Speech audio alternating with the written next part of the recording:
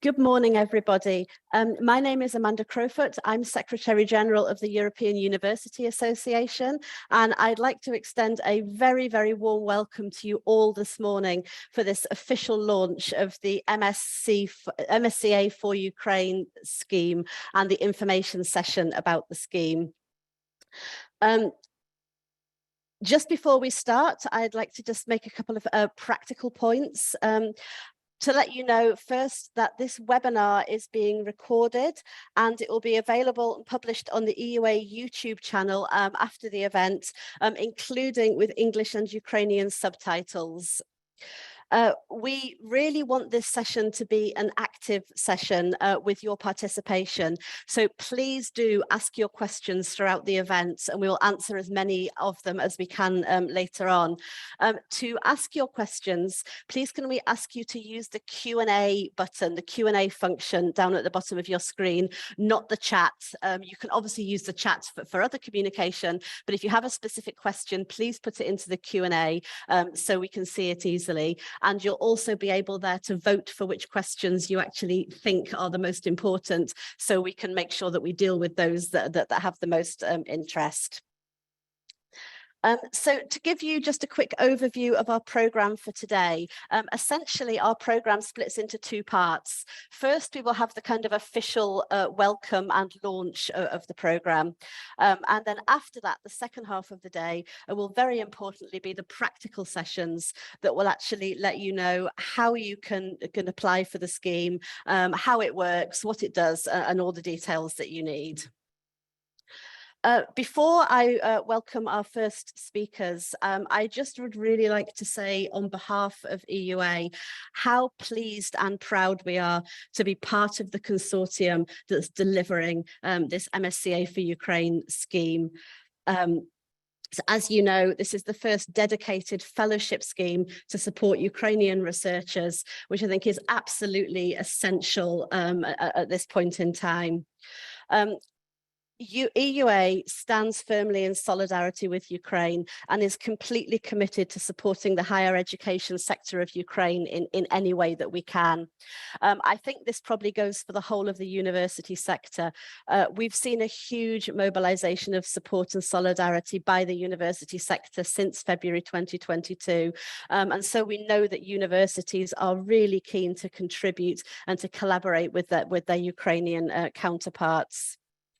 We're also at EUA really proud to work closely with our colleagues in the Union of Rectors of Ukraine and also all of the Ukrainian members of EUA. And we really want to strengthen these links and these relationships going forward. So in terms of this scheme specifically, we really hope that this scheme will have impact in terms of supporting Ukrainian researchers and also forging long-term partnerships across Europe, which I think is really important. We also hope that it can act in the future as a model of support for the kind of programme we can have to support researchers at risk beyond Ukraine, across the world effectively, looking forward. I'd also like to say that we are delighted in the huge interest that there has been in this webinar, in this session today. At the last count, there was well over 1,300 registrations, and I'm told it's going up by the minute. And so I think that really shows how needed this is and how interested people are. And I really hope that we can all come together to deliver this scheme and make it a real success for the future and something that has, as I say, tangible impact. So with that, I'm going to stop talking and I'm going to hand over to our partners in this scheme to also give their welcome remarks. The two people you're now going to hear from are firstly, Thomas Hesse, who is Deputy Secretary General of the Alexander von Humboldt Foundation. And Dr. Hesse has been in this position since February 2011. Before that, he's worked at the association in the selection department and in terms of in the Department of Sponsorship Abroad.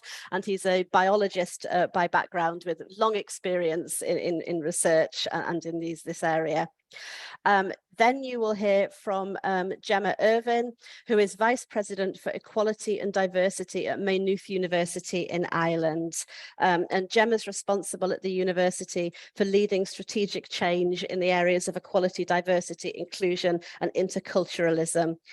She's previously also been Head of Policy and Strategic Planning in the Irish Higher Education Authority. So with that, I will stop and I will hand over first to Thomas for your welcome remarks, please. The floor is yours. I'm glad to have that, and thanks for your kind invitation.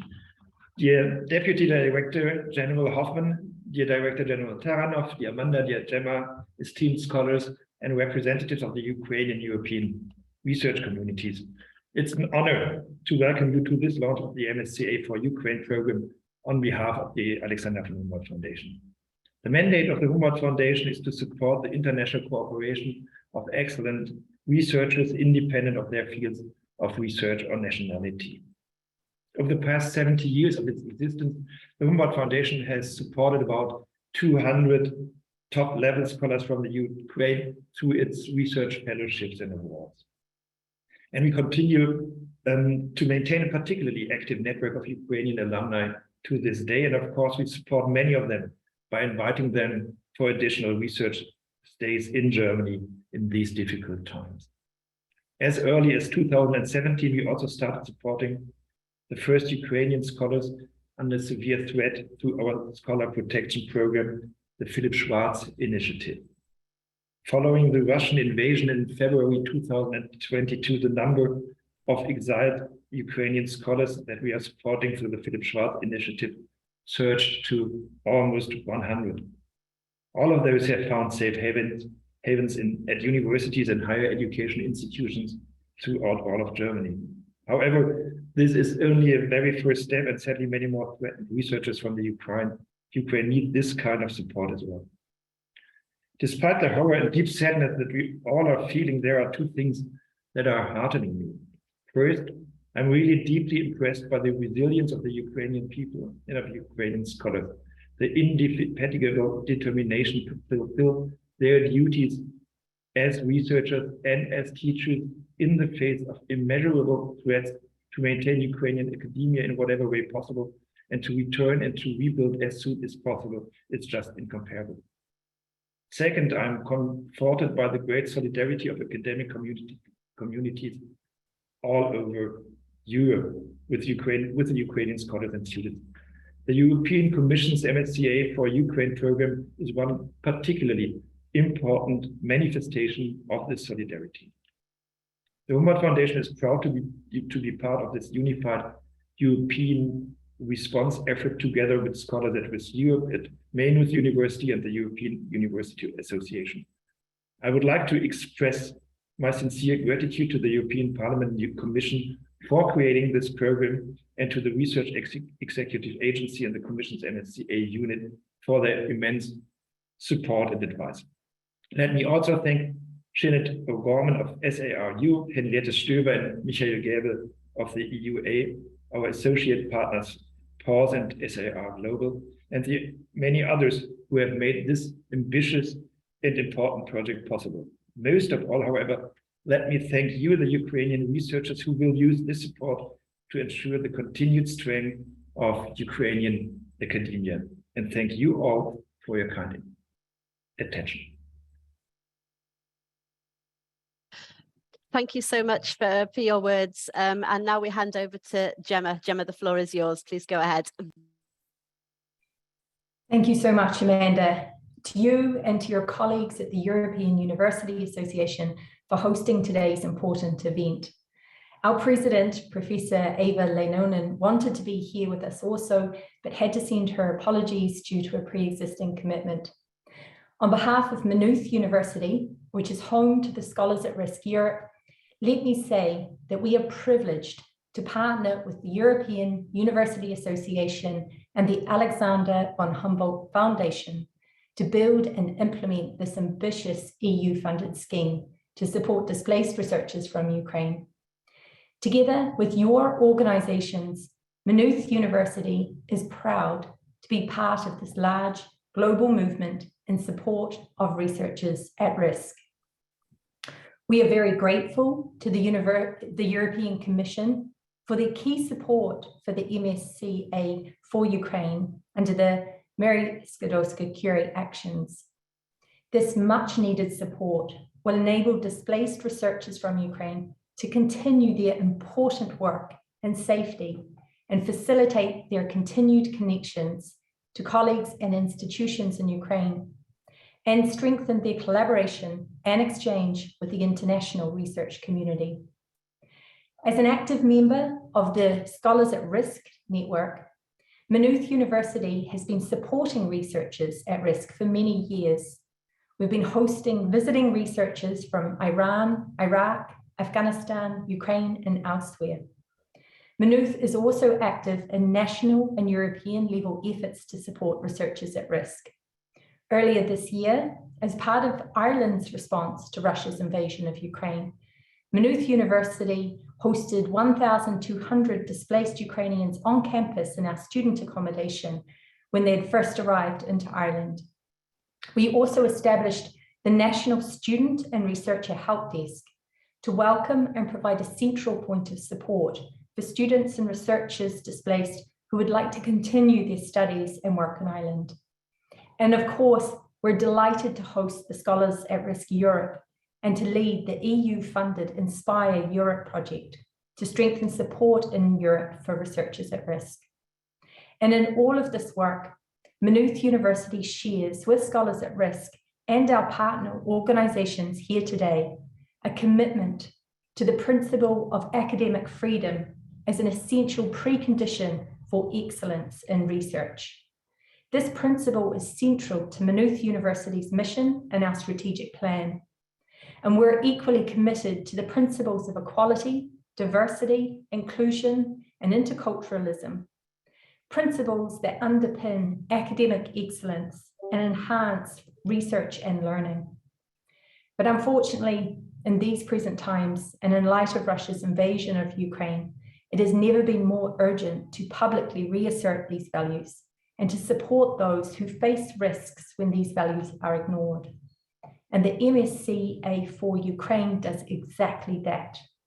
It puts into practice the EU's core principles of academic freedom and the freedom of scientific research.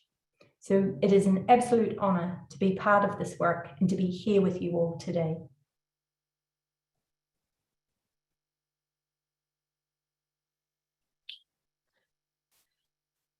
Thank you so much, Gemma. So now, after those opening remarks, I'd now like to move to the official launch of the scheme, and then I'd like to introduce our next two speakers.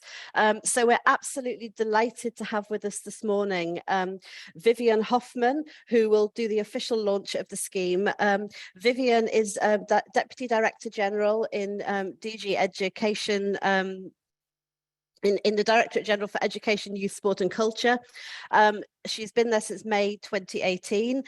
She's been at the European Commission, however, since 1988 in various positions, including as Director of Communication and with Citizens. We're absolutely thrilled to have her here today with us to launch the scheme. After that, we'd be really pleased to welcome Igor Taranov, who is Director General of the Directorate of Science and Innovation of the Ministry of Education and Science of Ukraine. And he will give a very important message on behalf of the research sector in Ukraine. So without further ado, I'd like to hand over to Ms. Hoffmann. Viviane, the floor is yours. Please go ahead. Thank you. Good morning, ladies and gentlemen, dear Director General. I would like to warmly welcome all of you. It is a great honor to have everybody around this screen for this opening ceremony this morning. Since the beginning of Russia's illegal war of aggression, the European Commission has demonstrated its unwavering solidarity with Ukraine. And we also fully stand with Ukraine's research and innovation community. As we all know, the Ukrainian research and innovation system and infrastructure have suffered significant damage. And the war has also severely impeded the ability of Ukrainian scientists to perform their research activities. The European Union has taken actions to support the Ukrainian research and innovation community, and MSCA4Ukraine is one of the key actions set up by the European Commission by Commissioner Maria Gabriel in this context, and it demonstrates the European Union's strong commitment to support the Ukrainian researchers community. The MSCA4Ukraine call was launched on 28th of September. It will enable displaced researchers from Ukraine to continue their work in other European host institutions. The 25 million euro scheme will be coordinated by 3 experienced European organizations: Scholars at Risk Europe, hosted at Maynooth University, the Alexander von Humboldt Foundation, and the European University Association, gathering collectively a unique experience in assisting researchers at risk. I would like to thank them for this. As with the other Marie Skłodowska-Curie actions, MSCA4Ukraine will provide optimal working conditions to talented scientists from Ukraine and support their research and their scientific development. We will also build in mechanism to support the return of the funded researchers back to Ukraine, to facilitate cooperation with Ukrainian institutions, and to help reintegrate the researchers when the circumstances will allow.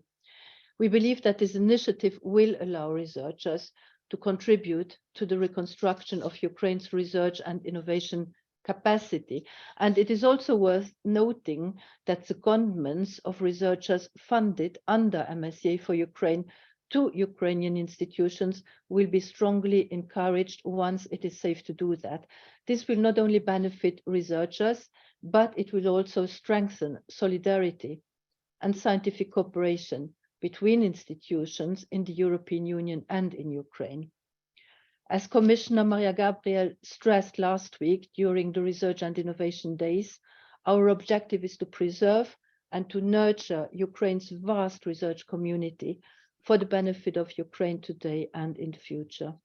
I would like to encourage organizations interested in hosting fellows from Ukraine and researchers who had to flee their country to take full advantage of the opportunities offered by MSCA4Ukraine. We are here to support you. Thank you once again. Thank you so much for your words. Really great to have you here to launch the event. So now I pass over to Igor Taranov for his remarks. Please, Igor, go ahead.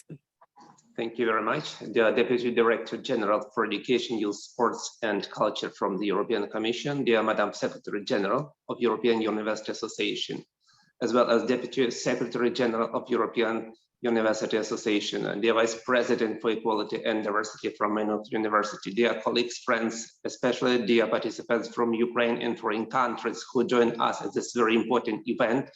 I'd like to express my gratitude to our international partners for organizing such a very important event for Ukrainian researchers and scientists. And I'm very happy to participate in it today.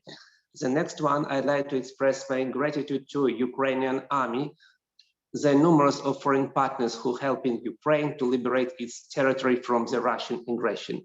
As you know, during the war, research sector of Ukraine suffered substantial losses, which significantly affected its staff, infrastructure, and functioning scheme. It is currently extremely difficult to estimate the damages. Therefore, the situation is unpredictable.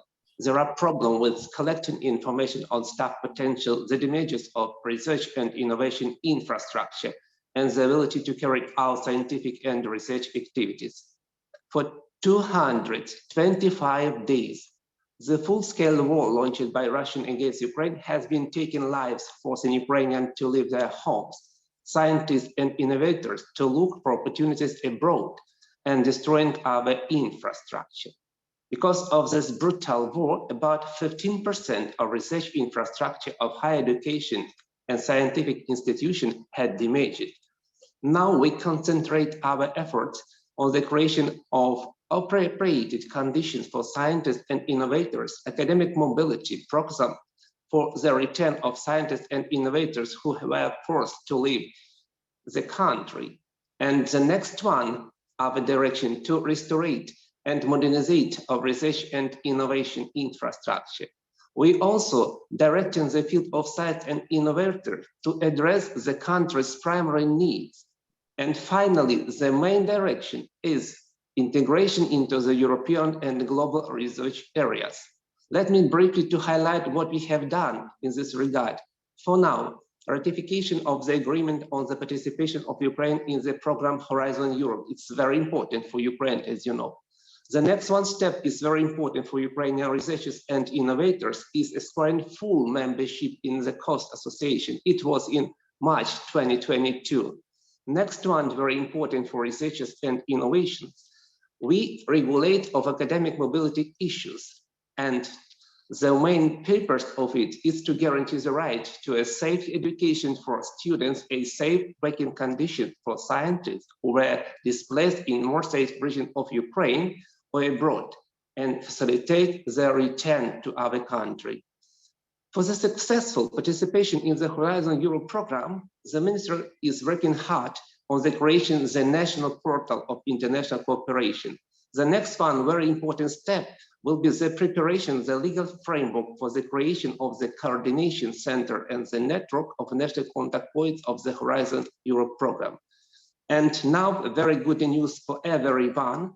The draft of the national plan on open science has been submitted to the Cabinet of Ministers of Ukraine, and in the near future, I hope tomorrow or on Saturday, it will be adopted. Well, let me explain a very important issue in Ukraine. As you know, we have presented the project of the recovery plan. The plan includes a separate section of the development of science and innovation. In particular, within the framework of this part of this document, we are going to conduct an analysis of the status of tasks and indicators of the roadmap for the integration of scientific and innovative systems into the European research area. Based on the result of the analysis in 2023, we purpose to update the plan for its implementation, taking into account the updated visions and missions of the European Union and the field of science and innovation development, and to approve an updated roadmap by the government decision, which will require to provision and appropriate resources for the medium term. In the conditions of limited resources of the state budget in Ukraine, we have strong cooperation with international partners to attract international technical assistance, especially for the restoration and the development of research infrastructure. And the German-Ukrainian Excellence Centers may become the first such project in 2023. Well, we are very grateful to the European Commission and all other international partners for every initiative aimed at supporting the field of science and innovation for each our researchers who can continue their scientific activities, and for all kinds of support that you provide to preserve the scientist potential of Ukraine. We're incredibly grateful for the decision taken by the European Commission and the European Union to support displaced scientists from Ukraine who have left Ukraine due to the ongoing war, to continue their research activities in European countries. We are convinced the Maria Skłodowska-Curie Action for Ukraine scheme provides them with all possible assistance for successful integration into the European society. This is a very important support measure which will allow the researchers to continue their activities abroad. However, it is also important to help reduce the gap in the working conditions of other scientists who continue to work in their native countries. First, we expect that the Maria Skłodowska-Curie Actions for Ukraine will contribute to the development of communication mechanisms between the host European organization and the home organization of the scientists. It will provide the possibility for scientists working online while being in the unoccupied part of Ukraine. It is quite possible for some directions. Thank you once again for standing with Ukraine. Thank you once time more for supporting Ukraine. And I hope that the Maria Skłodowska-Curie Action for Ukraine will support Ukrainian researchers in this very strong way. Thank you very much. Thank you so much for your words. And I think, yes, I think we all share your hope that that that's exactly what this scheme will do. I wonder if while we have you with us, I could maybe ask you one question that's come in the Q&A. A number of people have mentioned the fact that at the moment there is an issue with male researchers being restricted in terms of being able to leave Ukraine, and there is a question about whether or not this scheme is only going to be relevant to women at this point in time. And I wondered if you wanted to comment on this situation from the Ukrainian perspective, and if there's anything you can kind of help us to understand the situation a little bit better. Thank you very much, Amanda. It's very important questions for all Ukrainian researchers. As you know, the rules for crossing the border by the citizens of Ukraine who are going abroad are not the competence of our ministry.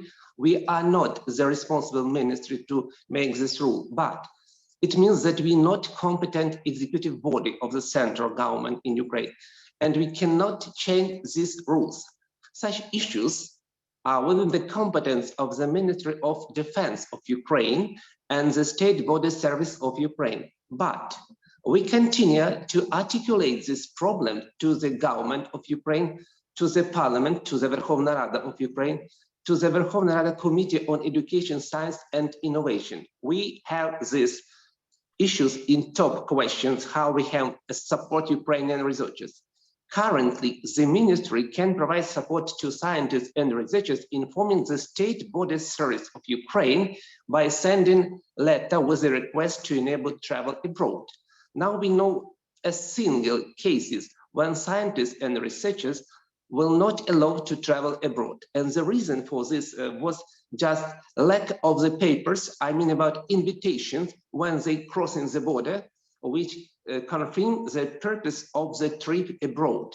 So if somebody from Ukrainian researchers or scientists are going to travel abroad to participate in some research project, they just have to send to our ministry letter, and we'll prepare a special letter of support to our State Border Service. Great, thank you so much for that clarification. That's very much appreciated. Thank you. Thank you. So we have many questions coming in, but the vast majority of them naturally are about the actual practicalities of the scheme. So I'm actually going to leave those until we get onto our speakers who will actually speak about those topics. So what I'd like to do now then is close this first part of our programme. Thank all our speakers who have spoken so far.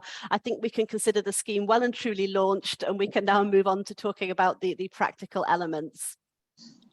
So the next two speakers that I would like to introduce this morning are Andrea Hutera and Maria Fedotovaitsa, who are going to give us an overall introduction to the scheme and talk about how it fits into the overall Marie Skłodowska-Curie actions programme run by the European Commission.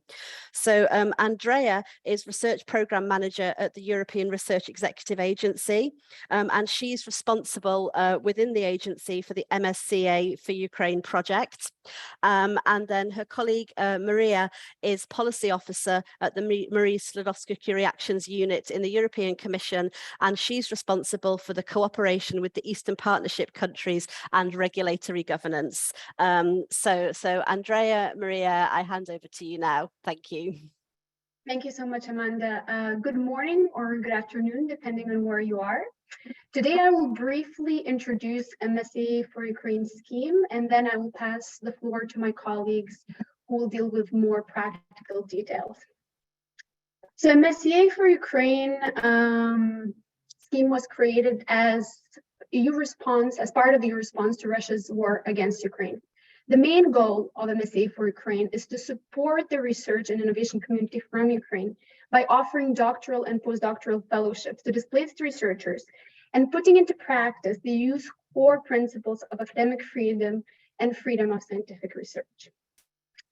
As already mentioned by the Deputy Director General Viviane Hoffmann, MSCA4Ukraine will not only enable researchers to continue their valuable scientific work, but it also will provide a possibility for the supported fellows to reintegrate back in Ukraine through measures such as the secondments at Ukrainian institutions.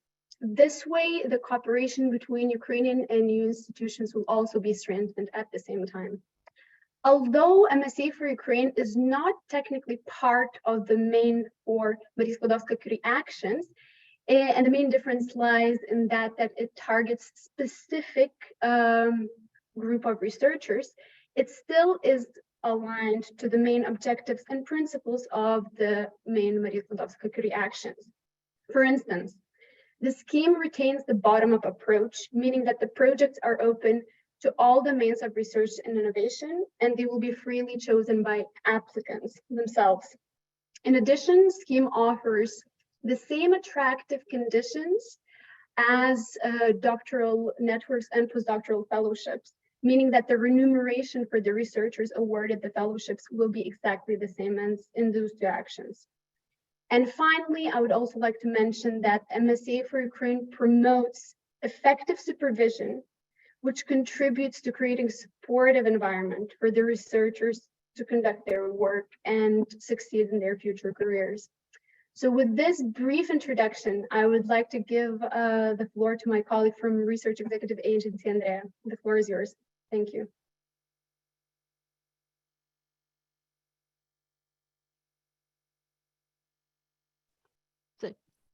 Thank you, Maria.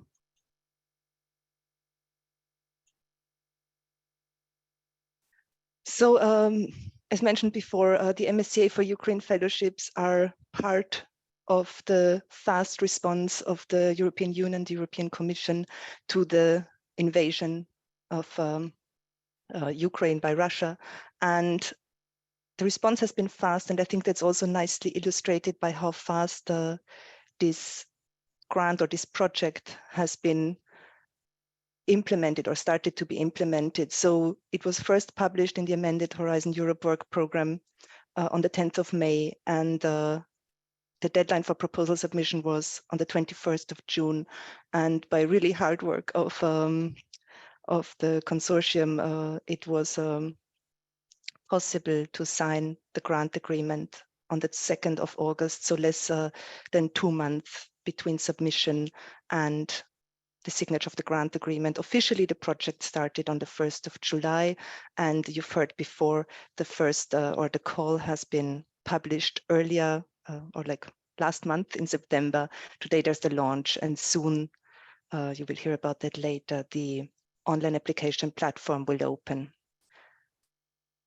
The more technical details to this project are, it's been mentioned before, it's a grant size of 25 million euros, and the project will run for 4 years. Technically, this is implemented by the Research Executive Agency, and I'm very proud that I will be the project officer in charge of this project, and we work very closely with DG EAC regarding the policy aspects. Practically, the way this works is the consortium runs this project. They are in charge of dissemination, evaluation, selection of the fellows, the administration of the project, etc. You will hear more about that from the next speakers, and they regularly report to the Commission, to REA in that case.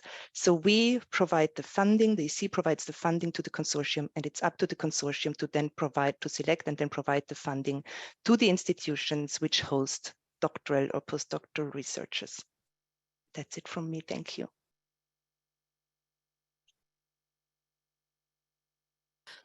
Thank you so much to you both. I just have one question from the audience, which has been liked by quite a few people, which I will ask because I think it relates to other MSCA actions, which is whether or not somebody is eligible to apply for this scheme if they've also applied for an MSCA individual fellowship. So I wonder if that's something one of you might comment on before we move on to our next speakers.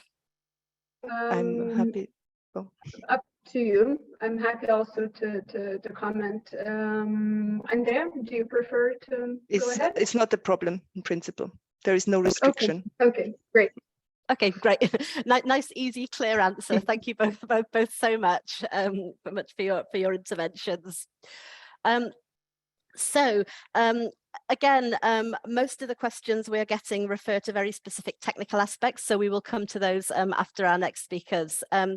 So I'd just like to encourage you. I mean, I don't think you need any encouragement. There are many, many questions already, but if anybody does have additional questions or you think of more as we go through the next presentations, please do put them in the Q&A function, and please do vote with the thumbs up symbol for the ones that you actually would most like to hear the answers to. We're clearly not going to be able to get through them all today, although we will get through as many as we possibly can. So do indicate which ones you'd actually like to hear from us on.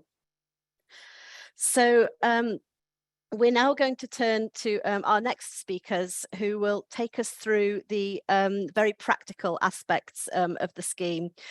So the first speaker I'm going to invite to speak next is Sinead O'Gorman. And Sinead is European Director of Scholars at Risk. She's based in Ireland, and she leads the promotion of Scholars at Risk's mission in Europe and the establishment of national SAR sections across Europe. She's worked at Scholars at Risk since 2007, including as Deputy Executive Director at Scholars at Risk in New York. And she's got many years of experience of higher education and human rights issues. And Sinead is going to talk about the activities that are planned under the MSCA4Ukraine scheme, key information about how the fellowships will work, the eligibility criteria, the matchmaking services and application requirements. And then after we've heard from Sinead and had a Q&A based on the input that you hear from her, we'll hear from Frank Albrecht, who is Programme Director of the Philip Schwarz Initiative at the Alexander von Humboldt Foundation's support programme for at-risk researchers. And Frank was previously Programme Officer for North America, Australia, New Zealand and Oceania, and Senior Coordinator for Strategic Planning at the Alexander von Humboldt Foundation. And Frank will talk to you about how and when to submit your application, evaluation criteria, selection processes, and the timeline. So without further ado, Sinead, the floor is yours. Thank you so much, Amanda, and a warm welcome to everyone today. A particularly warm welcome to all of the Ukrainian researchers who are joining us, and we really hope that this scheme will be useful to so many of you. My thanks again to the partners and to the European Commission for funding the much needed scheme. I'm going to now share my screen as we roll up our sleeves and get stuck into some of the details, including... All right. Okay. I think we can see this now. So I'm going to give a basic overview of the scheme's activities. I'm going to provide you with some of the key information about fellowships, outline the eligibility criteria, and also explain how we can help researchers and host organizations to connect with each other if they're not yet working together to prepare an application. And then I'm going to hand to Frank Albrecht from the Alexander von Humboldt Foundation, as Amanda mentioned, and Frank will actually go through the application requirements, the evaluation and selection processes, and some important dates. So MSCA4Ukraine is, of course, first and foremost a fellowship scheme. And as the implementing partners, our primary objective is the swift deployment of this fellowship scheme for researchers from Ukraine. And right now, this is where all of our time and energy is invested in getting this scheme up and running so that fellowships can be dispersed as soon as possible. However, in addition to administering fellowships, our organizations will be providing several additional areas of support. We are already, as many of you know, running a help desk to respond to your queries, and we're thankful to those of you who have already submitted queries to the help desk. We're making our way through those. My apologies for some delays relating to some of the questions, which I hope we can get through today. And please be assured that in the coming days, we will get to all of those questions that are in our inboxes. So as is the case for other MSCA4Ukraine programs, we're also going to pay strong attention within this scheme to career development and networking opportunities. And these opportunities will be a combination of activities that are led by the consortium as part of our work, and also activities that are led by host organizations. So as Frank will outline, applications from host organizations will be required to provide information on training and career development opportunities that they will provide to the researcher. And their plan will outline the researcher's training and career needs, including, as examples, training on transferable skills or any language skills training on offer, or planning for publications, participation in conferences or events. And the trainings that will be led by the consortium and the networking sessions and career development opportunities, we will design those together with researchers from Ukraine to ensure that the offerings really are meeting the current needs. And so our intention is to gather MSCA4Ukraine fellows at the annual Philip Schwartz Initiative and Inspire Europe Fora that are taking place in Berlin, and to organize career development sessions in connection with those. On the question of reintegration, the MSCA4Ukraine work topic states that the fellowship should allow supporting a reintegration phase in Ukraine for researchers wishing to return if safe conditions for return are met. So as a consortium, we'll be ensuring that we're in continuous consultation with members of the Ukrainian research and innovation communities and with the Ministry of Education and Science of Ukraine throughout the project's lifetime. And as you may have noticed in the call documents, we're inviting host organizations to include details in their application on measures such as double affiliations or joint doctoral supervision, or any other distance teaching and learning arrangements with institutions in Ukraine. And we hope that this will also incentivize EU institutions to prioritize facilitating and sustaining these connections. So for the rest of our time, we'll focus directly on fellowships within this presentation. So the terms of reference, as I hope many of you have seen, are now available on the MSCA4Ukraine web pages. And I really urge you to read through those terms of reference, as they will respond to many of the queries that people are posing, and we can get through the additional queries, I hope, today. They outline the eligibility criteria and the application requirements in detail. So the key information about fellowships: first of all, the applicant must be the host, prospective host organization in an EU member state or a Horizon Europe associated countries. And so those are the 27 EU member states or the associated countries that we have, we've provided a link to those in the terms of reference. There are 16 Horizon Europe associated countries that are eligible to be host organizations under MSCA4Ukraine. The duration of the fellowships go from 6 months as a minimum duration up to a maximum duration of 24 months. The applicable financial rates are the Skłodowska-Curie Actions doctoral and postdoctoral fellowship rates. And again, in the terms of reference, we provide a link to the MSCA4Ukraine, the MSCA work program, which includes the unit costs applicable for doctoral and postdoctoral fellowships. So I encourage you to refer to those. It is difficult at this stage to estimate how many fellowships the scheme will be able to offer, because the costs vary by country, of course, and the duration will vary by applicant. So at the very least, we will be offering over 120 fellowships, probably significantly more than that, depending on the duration requested. The disciplines, so the scheme is open to all domains of research and innovation. So I see that already we're having questions in that regard in the Q&A. So really it's open to all fields of research and innovation. Secondments are also allowed for up to 1/3 of the fellowship duration. And as outlined in the terms of reference, a secondment can be used to include a reintegration phase within Ukraine at any point within the fellowship scheme, if safe conditions allow.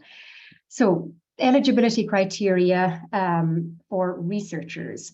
First of all, they must be Ukrainian nationals whose primary residence was in Ukraine on the 24th of February 2022, or stateless persons or nationals from third countries other than Ukraine whose primary residence in Ukraine was in Ukraine on the 24th of February 2022. It is open to, so in addition to those first two criteria, the candidate must have been displaced on or after the 24th of February 2022 or ready to relocate from Ukraine. They must be PhD holders or doctoral candidates, so it's open to both. We have two different pathways. And the candidate must have the language skills required to successfully conduct their research activities at the host organization.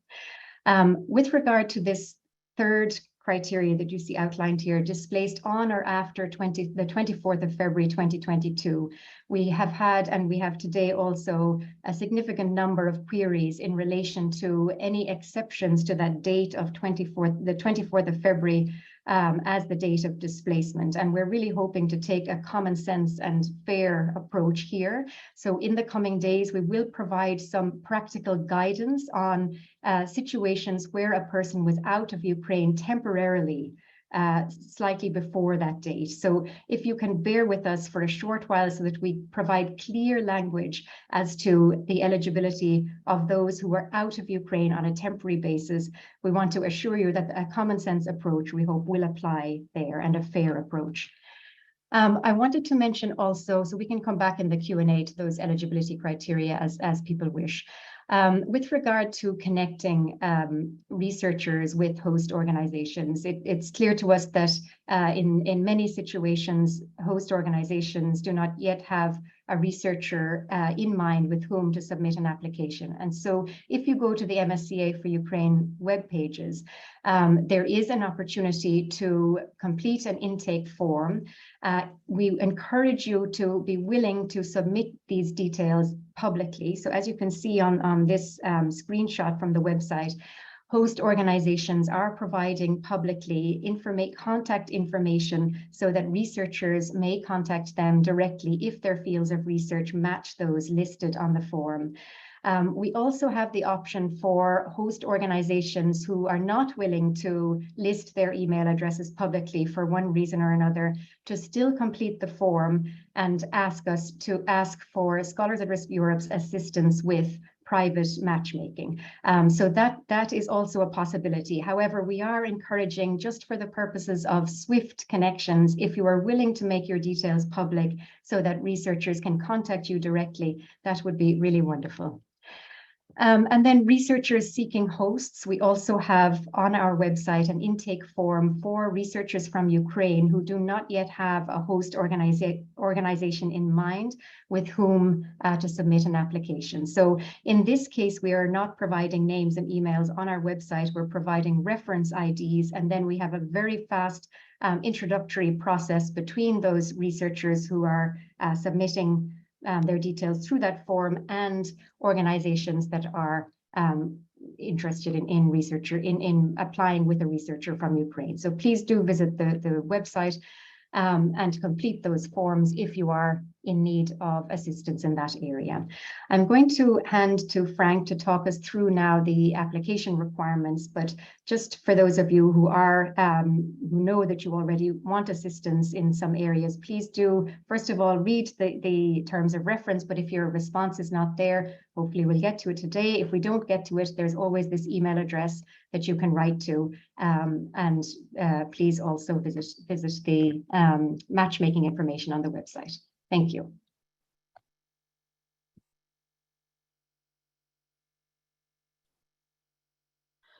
Frank, please go ahead. And then I think we'll have the questions after the two of you. I think that will make more sense. So the floor's yours. Wonderful. Thank you so much, Amanda. Thank you, Sinead. And thank you, of course, to the European Commission, to all our partners, and of course, to the Ukrainian scholars and the prospective hosts taking part in today's session. I will now take us through the application requirements and the application process, so we'll be more on the specific technical side, and bear with me while I share my screen.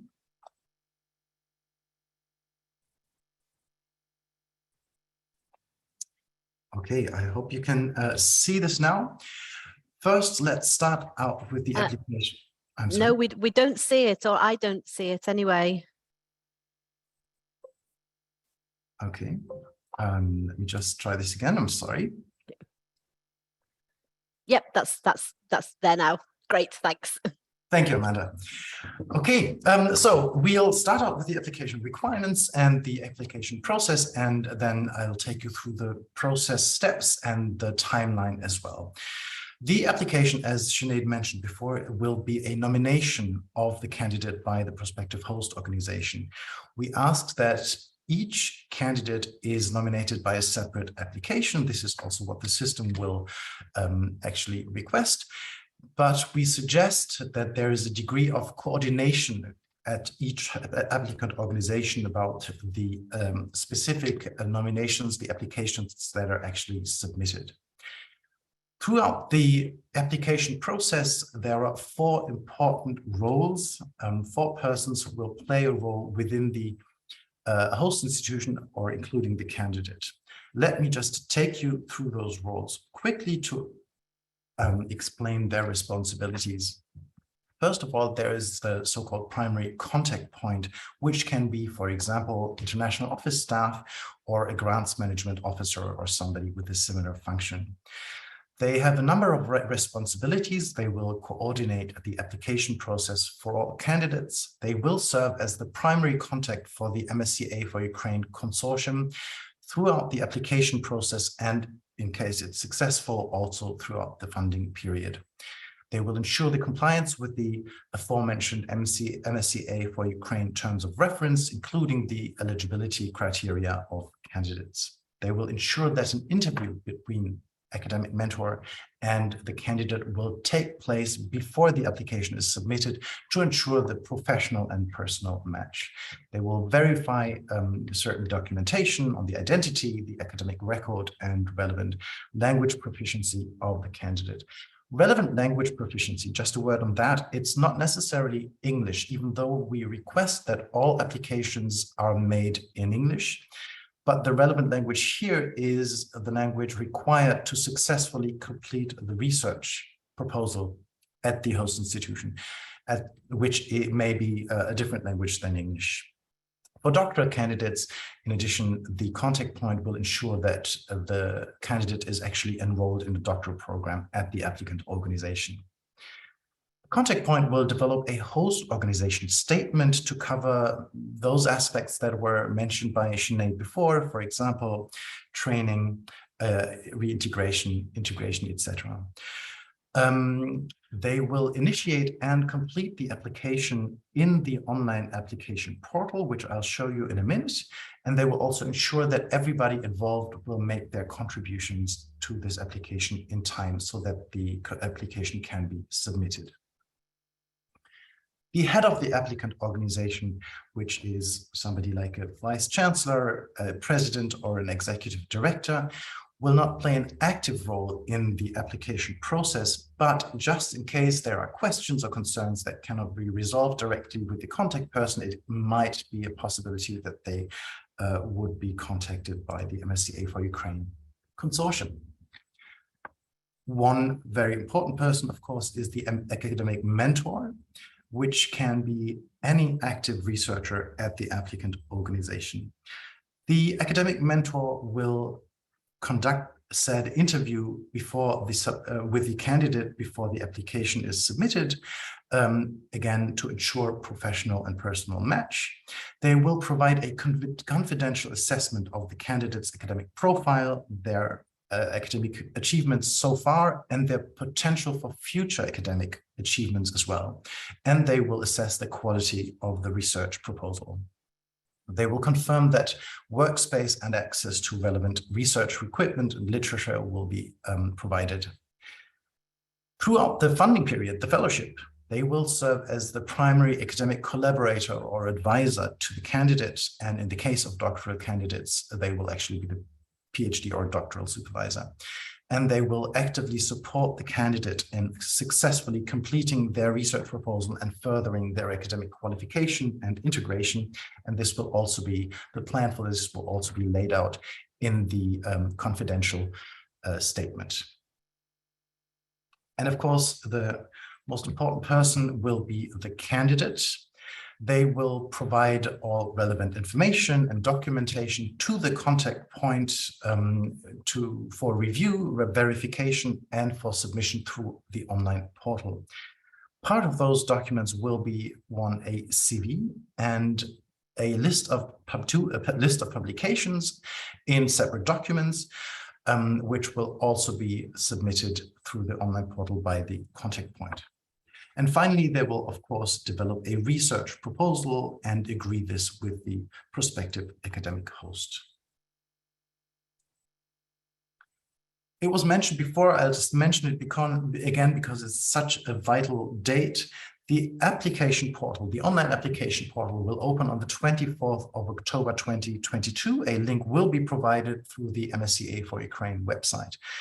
And for your reference, during the preparation of the application, a read-only version of this online application portal will be put up on the MSCA4Ukraine website in the next few days. But I will take a few minutes to take you through the online application portal, just so that everybody has an understanding what you may expect when filling out this application. Once again, it will be initiated and coordinated and completed by the contact point at the applicant institution. And it will start out with some basic information, of course, the candidate's name. It will request a decision which program line will be applied for. This depends on the candidate's career stage. So there's, of course, a program line for doctorate holders or PhD holders, and there's a separate program line for doctoral candidates. In the vast majority of cases, MSCA4Ukraine fellowships, as is the practice for MSCA fellowships, will take the form of an employment contract, and only in those cases where national legislation prohibits an employment contract, it may take the form of a research fellowship. Of course, some contact information will be requested for those various roles that I described earlier. First of all, the contact point at the applicant institution, who will take the role of the project manager here, the head of the applicant institution also, and of course, of the academic mentor.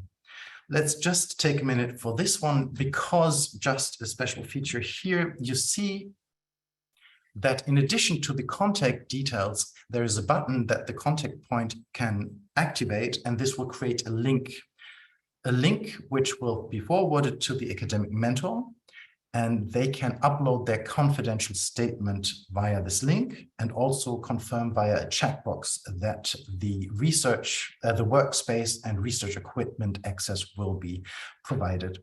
This is to ensure the confidentiality of this statement. Of course, the personal details of the candidate will also be needed, and they will be requested here. You will note that at this point, no information on the dependents of that candidate are requested. This will come up at a later point, which I will show you in a minute. Some further information on the candidate will be required to understand the current place of residence, and if there isn't current institutional affiliation, also this affiliation, the date of departure, and there will be a request to upload a proof of identity, simply a copy of a passport, an identity card, or if those are not in the possession of the candidate, alternative documents. This will also be working, this will also work via a link created by activating this button.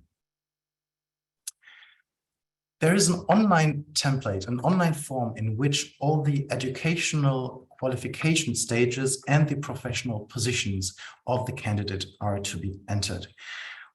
We ask for submission via this online form instead of a PDF, because CVs are very diverse in terms of layout and content, and we'd like to have a simplified, clear, and comparable format for our external evaluators. Some information will be required, of course, on the specific field of research a primary field, and for example, in the case of interdisciplinary research, a secondary field as well. Details on the doctoral degree, if one has been obtained, and of course, information on the start date and the duration of the fellowship itself. Information on the research project will be requested, a title, a brief summary, and some keywords, which will make it easier to identify the ideal external evaluators. And finally, there will be the opportunity to upload several required documents. The list of publications will be uploaded as a PDF document. The outline of the research proposal, so of the research project, will be uploaded as well at this point. The ethical self-assessment will be a requirement. We will provide a template, a Word template, where specific questions on ethics-related points can be entered, and this can be uploaded here as well. And the host institution statement on measures to support the candidate will also be uploaded here. There will be a template guiding the contact point to create this statement, to address all the questions that are relevant in the statement. And I failed to mention earlier that a template will also exist for the academic mentor to guide them through the preparation of their confidential statement on the candidate and their research proposal. So there will also be a number of guiding questions to assist them to address all relevant points. We will also request a doctoral certificate, or in the case of doctoral candidates, an enrollment confirmation by the applicant institution. Finally, there will be a financing plan that is required, and this is the point where there will be some very basic information on dependents of the candidate, which are of course relevant for the family allowance later on. This is only throughout the application stage. This is the only information that will be requested, but of course proof of the status of dependents will be asked before the grant agreements are signed. Once the application has been submitted through the online form, those are the steps that each application will go through. First, of course, there will be an eligibility check by the Alexander von Humboldt Foundation on behalf of the MSCA4Ukraine consortium, ensuring that all the applications are complete and meet the eligibility criteria. There will be an ethics check, meaning that if the ethical self-assessment indicates that there are ethics relevant questions, then the applicant organization and the candidate will be requested to provide a statement on which formal ethics approvals, for example, of internal ethics boards or national ethics boards, will be required.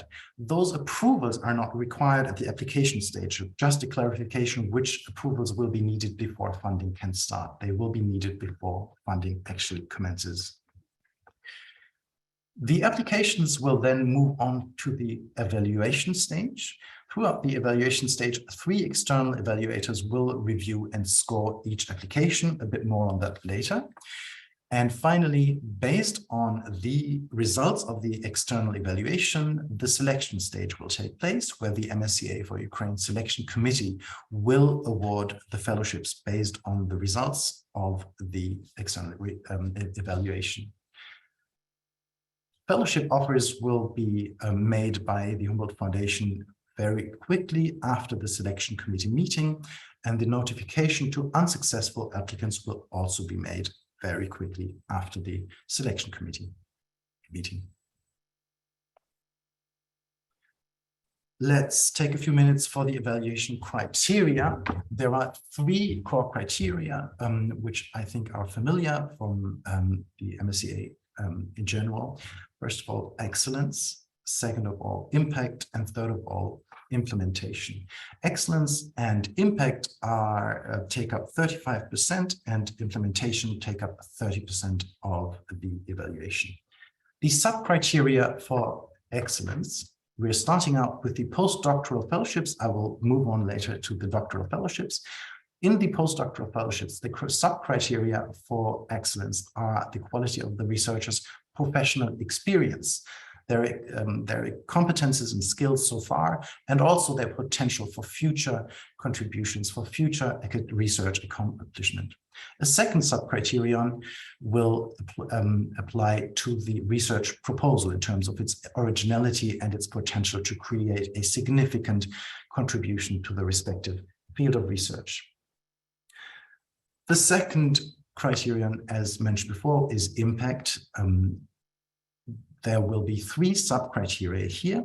First of all, the host organization's plan on how to support the researcher will be assessed. This will include an assessment of the training and career development measures, the measures to enhance temporary integration in the host country's academic community, and access for fellows and family members to accommodation and other important services. The second sub-criterion, this is of particular importance, will be on how the host institution plans to assist the researcher to prepare for reintegration, which includes efforts to maintain and strengthen connections with organizations and researchers in Ukraine during the fellowship. This is a particularly important sub-criterion. I will explain a bit later why this is the case. The third sub-criterion addresses the fit of the proposed fellowship setup with the specific needs and the interests of the researcher and the advancement of their proposed research. In particular, in the case of short-term fellowships, let's say a 6 or 9 month fellowship, it would be very, very interesting to the consortium and the evaluators to know how this specific short fellowship would fit into a longer-term plan for the researcher. Finally, the criterion of implementation. There are 2 sub-criteria, one addressing the professional match between the researcher and the academic host and the host organization, and also the compatibility of the candidate with the host organization. For example, specifically how this will work into a particular strength of the department within the institution, or how a void can actually be filled by the candidate. For the doctoral fellowships, the criteria are actually different only in the part on excellence. Of course, it cannot focus very strongly on the profile of the doctoral candidate so far. It has a stronger focus on the potential for future research accomplishment. The second sub-criterion will review the proposal as a first independent contribution to the relevant academic field. The other criteria and sub-criteria are actually the same as for the doctoral fellowships.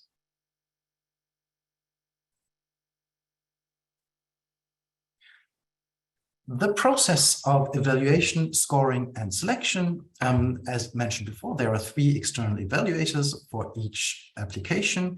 This will be a documents-based evaluation. No interviews are being planned. This is due to the urgent need for these fellowships. That is very clear, I think, to everybody. So we try to keep the evaluation and selection process as brief as possible. And this is why we ask the academic mentor and host institution to actually interview the candidate personally or online before the application is submitted. The scoring will work with a scale from 0 to 5, 0 being unsatisfactory and 5 being excellent, for each of the 3 evaluation criteria. Again, excellence, impact, and implementation. All the applications that score above 70% in total, so 15% being the total, 70% of 15 being 10.5 points, they will proceed to the selection stage. And the selection committee will actually be following the scoring of the external evaluators. However, we expect a high number of nominations, so it is to be expected that there will be a group of applications that will reach an identical score. But potentially, because funds are limited, not all of them will be able to be awarded. So this is where the selection committee decides. and it will just decide on various factors, but one focus will be on the impact criterion, especially the sub-criterion of reintegration. This is why this is of particular importance. Unsuccessful applications that actually scored above 70%, but were still not granted a fellowship, will be placed on a ranked reserve list. And the Humboldt Foundation and the consortium will be bound by this reserve list to reassign grants that are declined by successful applicants. And of course, there will be a redress procedure in place for unsuccessful applications who will prefer a review. Finally, let me just give you a brief overview of the timeline. As I said, we try to keep the evaluation and selection process as quick and swift as possible. There will be 3 internal cutoff dates for applications, meaning that we accept applications from 24th of October on a rolling basis, but there will be internal cutoff dates. On the 11th of November, all the applications submitted by that date will start going through the evaluation and selection process. And the funding decisions for this group can be expected by the end of January. On the 9th of December, there will be a second cutoff date. Those funding decisions can be expected by the end of February. And if there are still grants to be awarded, there will be a third cutoff date on the 9th of January, for which the decisions can be expected by the end of March. But please note, those are not fixed dates. They can be adjusted because it is a bit difficult to foresee the volume and the quality of applications. So it is possible that we will have to adjust those cutoff dates. Please note that grants will be made to suitable applications until funds are exhausted. So we do propose that we do advise that to apply early and not to leave applications until, let's say, December or January. Thank you very much for your attention. And I'm looking forward to your questions. Thank you so much, Frank, and thank you also to Sinead. I will try my best in the remaining time that we've got to get through as many of your questions as possible. And I'd like to start with Sinead. You mentioned earlier the issue of eligibility in terms of where people had been in February 2020, but we're still getting a huge number of questions about that. So I wonder if maybe just to start, you could just repeat what you said previously, just to clarify the situation regarding people that were out of Ukraine in February 2022. Okay, so I think here the spirit of the scheme is to provide the opportunity for people who who are displaced from Ukraine or who are ready to relocate from Ukraine to apply for this scheme. And so a common sense approach will apply. So we're hoping to provide very clear language within the next few days on this question of candidates who were out of Ukraine temporarily, whether it was for a business trip abroad, short-term research fellowship, some temporary reason for which you were out of Ukraine, but you maintained your permanent residency within Ukraine and you were a permanent resident on the 24th of February.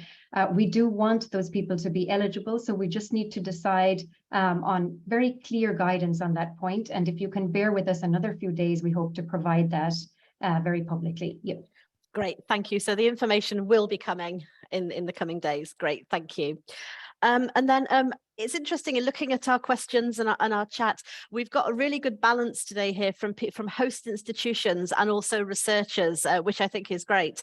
And we have a few questions about the kind of matchmaking between hosts and researchers. So I wondered, could you remind people where they can go to find hosts or to find openings? And also there's a question about whether or not a host university has to be registered in the list of prospective organizations in advance of the 24th of October, or whether or not people can go direct to the platform once it's open. Thanks, Amanda. So on that last piece, absolutely not. There's no requirement to submit your details in advance through this Scholars at Risk matchmaking system at all. So this is a separate system for researchers and host organizations to help them find each other. That is not an application process. So there will be a separate online application portal that will open on October 24th. And many host organizations we know already have researchers in mind and are already preparing their applications, and they just go directly to the portal. There's no need to come to the Scholars at Risk matchmaking service. So if you, for the list of organizations, the public list is now available at sareurope.eu. I'll put it in the chat. /MSCA4Ukraine. That landing page will direct you very clearly to the list of host organizations. Our apologies, the website is extremely slow right now due to the traffic, most likely. We are in contact about a better system to deal with this level of traffic, so thank you for bearing with us. So yes, the list of organizations is just very clearly labeled if you go to that sareurope.eu /MSCA4Ukraine. Perfect, thank you, very clear. And so now a very practical question. A number of people have asked about budget and whether or not the fellowship amount is the same as for an MSCA individual fellowship, and if not, what it is. So I don't know which of the two of you would like to take that. I can go ahead. I think maybe it was in that first piece. So if we've also provided a link within the terms of reference to the MSCA work program, and within that you have a table that breaks down the unit contributions for postdoctoral and doctoral fellowship programs. So the living allowance, mobility allowance, family allowance, all of those are clearly provided in the work program. The only difference with MSCA4Ukraine is in the costs to the institution. In both cases, the institutional costs that will apply are those at the postdoctoral fellowship rate. If Andrea is still with us, Andrea might be best placed to answer any very specific follow-up questions in this area. But I think those are the main points, that the tables are in the work program, and then for the institutional costs, it will be the postdoc fellowship rate. Andrea, did you want to add anything to that? No, I think you've explained that well. Thank you. But actually, I have another question about the relationship with MSCA generally as well, which is a lot of people have asked about whether or not there's a limitation on the number of years since receiving a PhD in terms of eligibility, and whether or not this is the same as normal Marie Curie rules, or whether or not it's completely open. Right. No, there is no upper limit in terms of years after PhD, or no age-related limitations either. Great, thank you. So let me look for our next question. Again, a short kind of question about host eligibility. A number of people are asking, can UK organisations participate? So right now the scheme is open to host organizations in countries that are already associated to, that are already Horizon Europe associated countries. So unfortunately, right now, UK organizations are not eligible to apply. However, UK organizations can host secondments as part of the scheme. So you might have the primary host organization that is based elsewhere in Europe, but that works with a UK organization on the secondment piece, whether it's at an academic or non-academic organization then within the UK for the secondment. Great, thank you. And then another question we have is whether or not the researcher has to work full-time during the fellowship, or whether or not there's opportunities for part-time fellowships.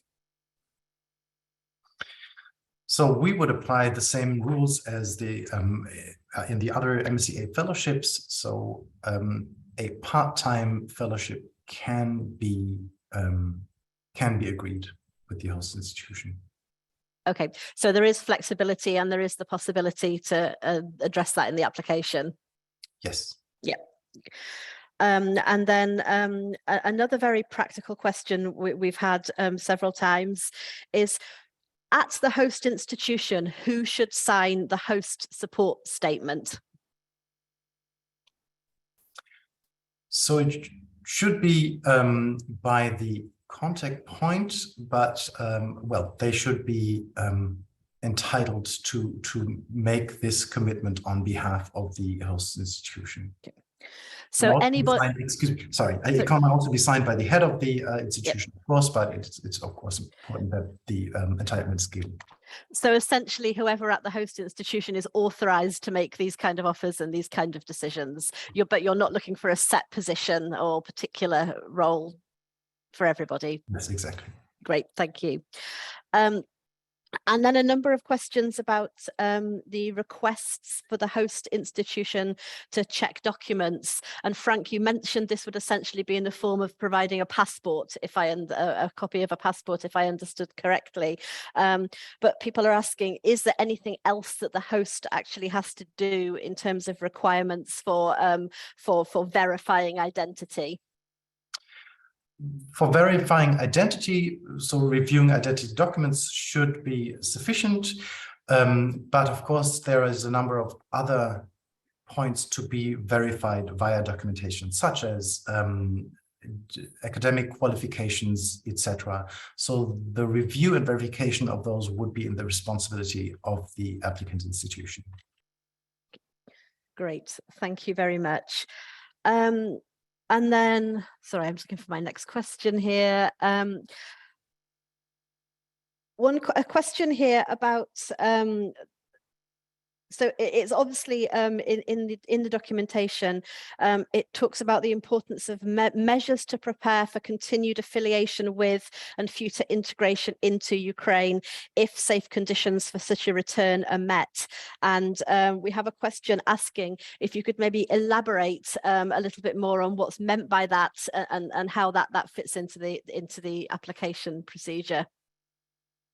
I'm happy to say a few words there. So first of all, it's maybe very important to be clear that secondments and reintegration are not required components of each application. So the researcher is not required to return to Ukraine under this program. It's rather that we want to provide an opportunity to support researchers who do assess that it is safe to return and to take up positions at the home institution or at another organization within Ukraine as part of the secondment facility within the grant.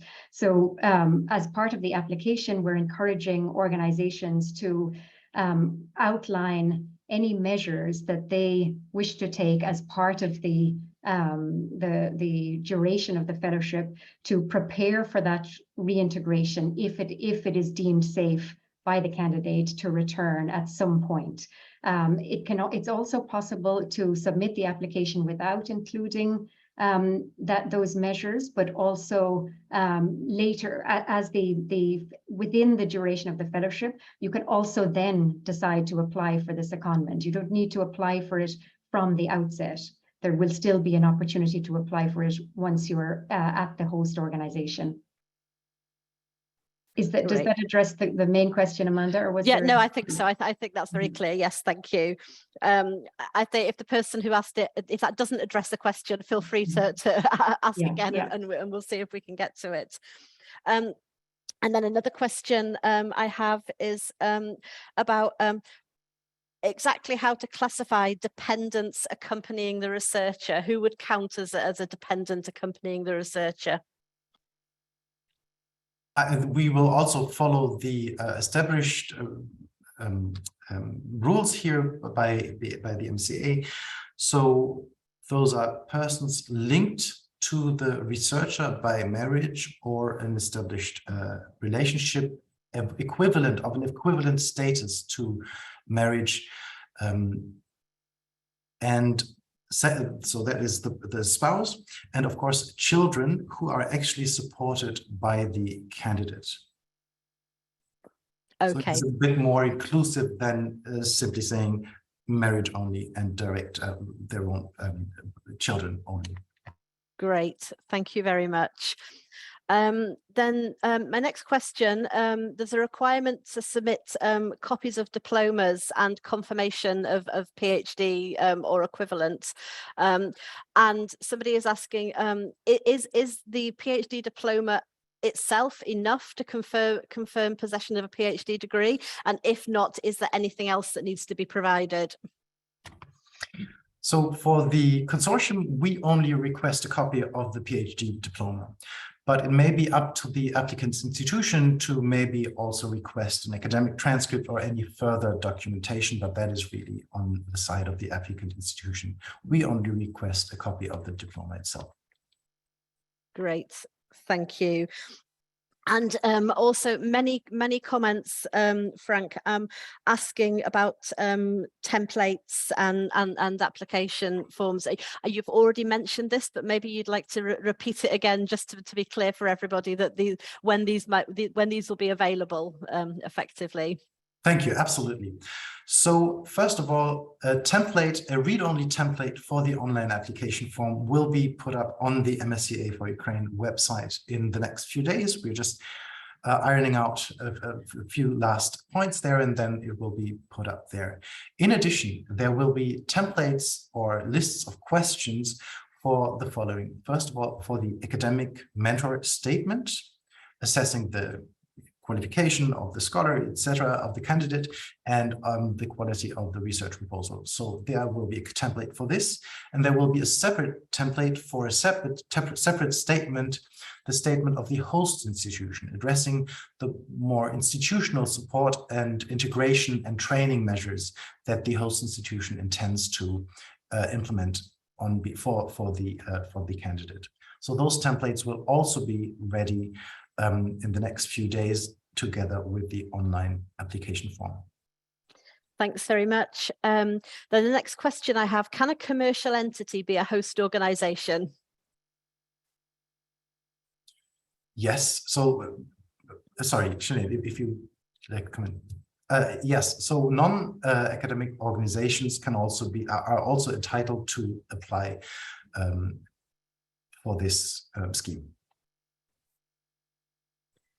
Thank you. Sinead, did you want to add anything? Well, I will just add, and if Andre wants to come in also, that within the terms of reference, we've just provided a link to the definition of a non-academic organization for the purposes of this, of the MSCA4Ukraine scheme, and it's the same definition that MSCA is using. So please refer to that if you're uncertain.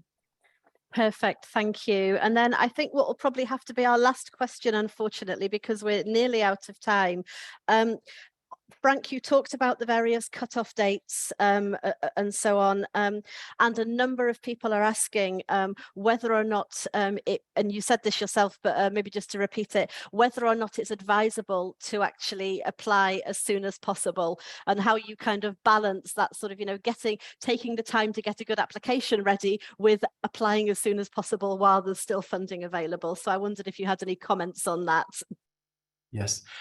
We do advise to apply early, because we will be accepting applications on a rolling basis, and we will also be providing grants on a semi-rolling basis in the 3 selection committee meetings, in the up to 3 selection committee meetings that I just pointed out earlier.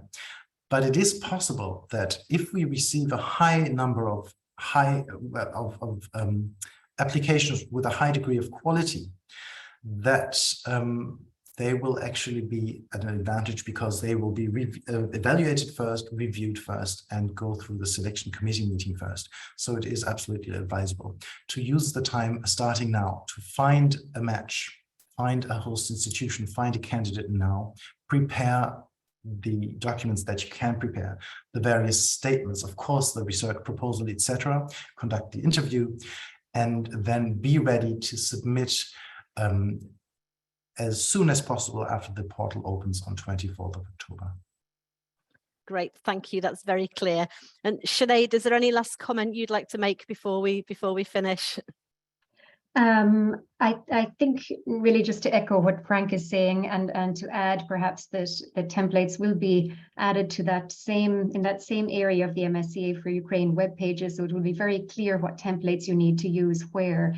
But in the meantime, all the information you need, there won't be any surprises in those templates. That information is already in the terms of reference. So please just do go through and start gathering that and get in touch with us again if there are any issues. I recognize that we haven't managed to get to all of the questions. So the help desk, that's the purpose of the help desk also. So thank you for your patience as we work through those. Thank you. And yes, I do hope we've answered as many of your questions as possible. But as Sinead says, do please send them in if we haven't. With that, I think we're going to have to wrap up because we're out of time. Frank, Sinead, thank you so much for your presentations and for answering all the questions. I'd like to thank again all the speakers this morning for your interventions and your time. I'd like to thank the European Commission for funding this and making it all possible. And most of all, I'd like to thank all of you watching for your participation and your interest, particularly all the Ukrainian researchers that have joined us and will be looking to apply for this scheme. I will remind you that I'm sure you don't need reminding, we've said it many times, but to just reiterate that the opening date of applications on the platform will be the 24th of October. And then also finally to remind you, the recording of this webinar will be available on the EUA YouTube channel, and we will of course share with you all the information from today, including the slides, so you'll get all of the information. And so once again, thank you, and a final word, good luck to all of the applicants. So thank you, goodbye.